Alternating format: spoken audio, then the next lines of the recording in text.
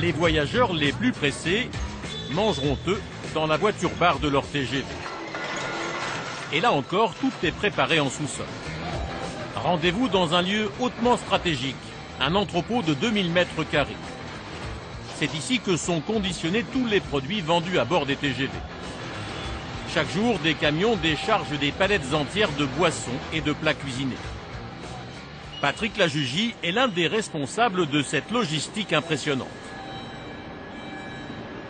Un client qui monte à bord d'un TGV, il ne peut pas s'imaginer tout ce que ça représente comme mise en place pour simplement, tout à fait normalement, avoir à disposition une bière fraîche, un sandwich.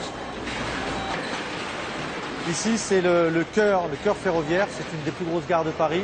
Donc, bien évidemment, au niveau de la restauration ferroviaire, c'est le marché le plus important, celui qui est le plus porteur.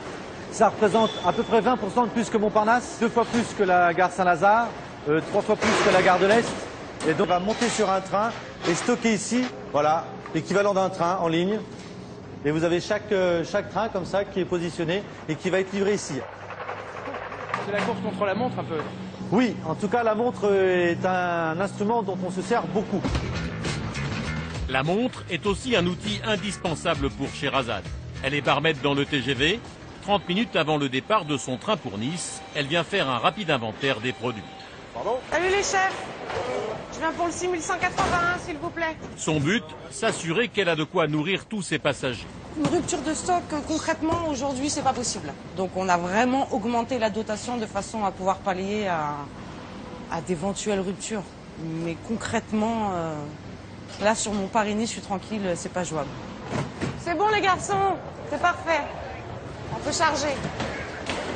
Oui, il faut aller vite, sachant que le train part dans une demi-heure, donc va falloir qu'on speed un petit peu là, ouais, ça c'est sûr.